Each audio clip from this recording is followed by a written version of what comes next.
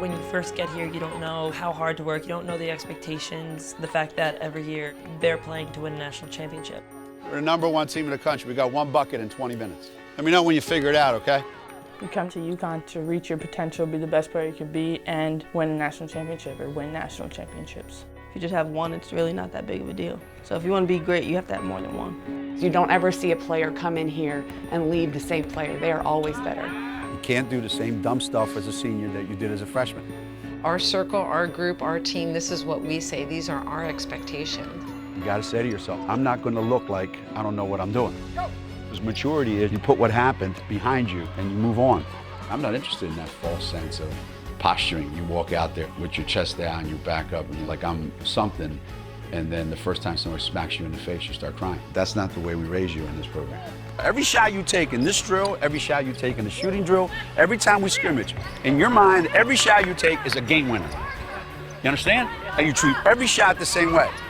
In order to win at this level, you really have to separate yourself from everybody. You've got to find a way to be above everything, above everybody, in everything you do. I worry when guys are All-Americans, when they feel great and then they miss 2 shots, they just say, screw it. It doesn't matter if I miss 2 or if I miss 22. You know, like that old saying, when it's all said and done, a lot more said than done.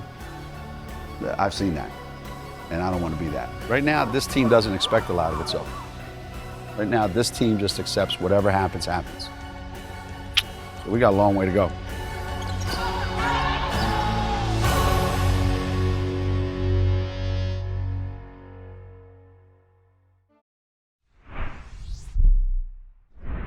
Coming up on Mets Insider, presented by WB Mason. Juan Nicasio, the 27-year-old right-hander, throws the first pitch of the night, and it misses inside, and we're underway. We hit the road with the team in Denver, Colorado for one of the biggest challenges of the early season. For some reason, your body just feels different when you're not used to playing in this type of altitude. Pitching in this high elevations, you can get into bad habits. From the hotel to the ballpark, we find out what makes playing in the mile-high city so unique. Taking batting practice to start out before your day even begins, and you're noticing how the ball is flying in BP. As a hitter, you're feeling more and more confident here. While getting a first-hand account of life on the road. I prefer to walk when I can, get there a little bit earlier. Denver is probably one of my favorite cities to go to. Colorado's crazy. Usually by the time we're leaving, I get used to it.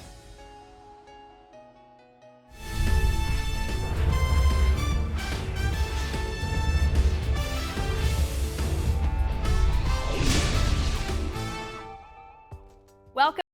Chevrolet teamed up with the New York Mets to provide a clinic to kids at Citi Field as part of their Chevy Youth Baseball program. We're able to help them along the game of baseball, so it's very satisfying. Well, this is my first time being on the field, and it was really fun. Hopefully they learn one thing that they can go home and remember and tell their parents about. Thank you so much for putting this all together. I think it was really a great idea. I love you, Chevrolet, and you're the best. Thank you, Chevrolet! Cardozo High School going to be making their 4th appearance in the 6th annual SNY Invitational happening this weekend.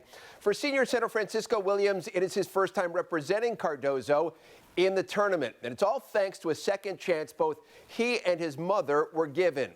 Once again, here's Kareth Burke.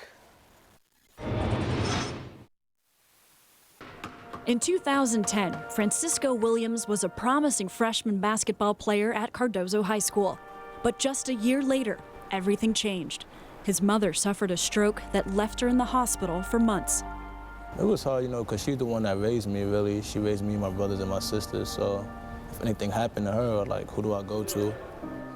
It really had pained me a lot because Francisco lost his father at the age of 1. I'm the mother and the father and everything to him. So I realized that he was not saying too much, but he was so concerned about me. Those concerns had a profound effect on Williams's behavior, both on and off the court. After it happened, he had no discipline. He was not really studying like he should. He wanted to try to find ways of making money, and next thing you know, he got involved with a gang.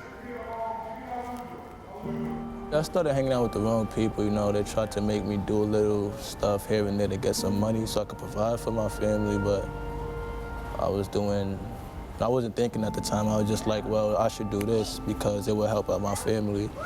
Despite his good intentions, there was hope that a change of scenery could help Williams while his mother recovered. He transferred to St. Dominic's on Long Island his sophomore year and lived with a host family. But trouble followed him.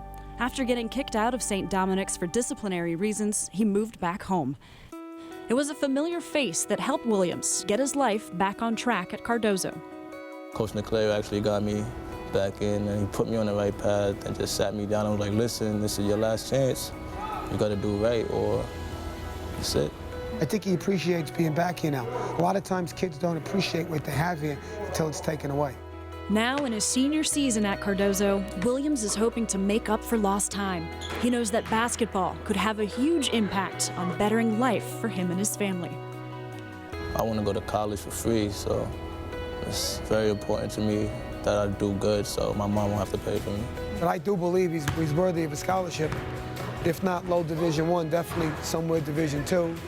I'm so proud of him that to see that he's not out there in the streets and he's doing so well with basketball.